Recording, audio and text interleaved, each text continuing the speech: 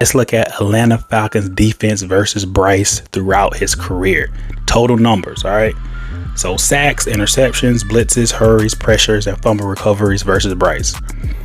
So first, before I start this, how are y'all feeling, Falcon fans? I've got a lot of questions I would like to ask y'all. If y'all want to just comment down below, just let me know. Let me know your thoughts, how you feel. Because I got to know the enemy, so I need to know.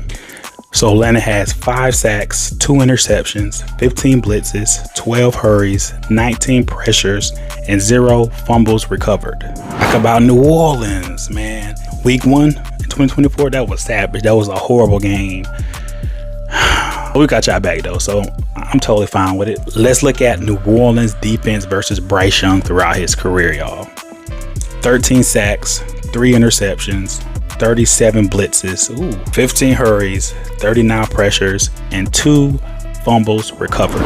Let's look at Tampa Bay Buccaneers defense. I'm about sick of y'all though, man. All right. 13 sacks, 1 interception, 74 blitzes. Y'all should be y'all blitzing to do so much. Good grief.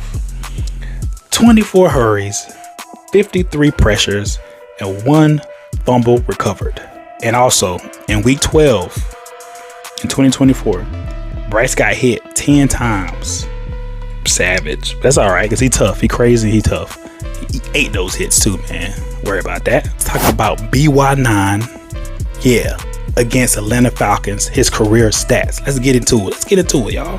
So, he has thrown for a total of 564 yards. You average that out, that's 188 yards, 6 total touchdowns, a passer rating of 88.3, completion percent 67, and 6 yards per attempt. His best game, y'all remember, his best game, he threw for 251 yards. He had 5 total touchdowns. He had a passer rating of 123.5, a 73.5 completion percent, and 7.4 yards per attempt. Oh yeah, I'm talking about. Bryce is also 2-1 versus the Atlanta Falcons. You already know. He got y'all in his back pocket, basically. Let's move on. Young career stats versus the New Orleans Saints. Has a total of 622 passing yards. That's an average of 155.5. He has 3 total touchdowns, 61.3 passer rating, 51.9 completion percent, and 5.1 yards per attempt.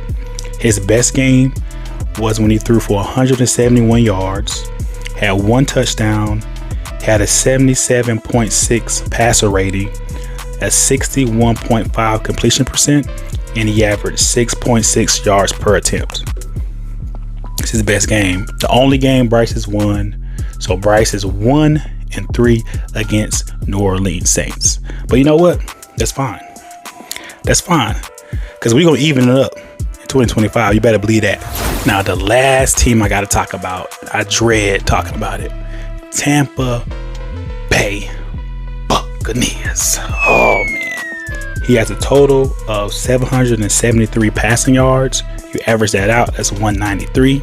He has 4 total touchdowns, 77.9 passer rating, 54.8 completion percent, and 6.1 average yards per attempt. Now, he is 0-4 against Tampa Bay. And I get it. We had a competitive game in 2024. I mean, I still put that on defense, but you know what? It is what it is. I feel like 2025, Bryce is for sure beating the Bucs. I won't say sweep. I can't say that. I hope it's a sweep, but Panthers will win. Bryce will lead the Panthers to win at least 1 game against the Bucs in 2025. Because we can't keep losing against y'all. That's ridiculous. Do y'all feel like he should continue the success he's had in 2024? You feel like you're okay with him taking a step back? How do you feel about the 2025 season? Now, every QB will have a rough patch, rough game. Don't matter who you are. I just want to see Bryce Young prove without a doubt that he's a franchise guy. He's going to have some games where it's rough. I don't care about that. It just cannot look as bad as weeks 1 and 2 of 2024.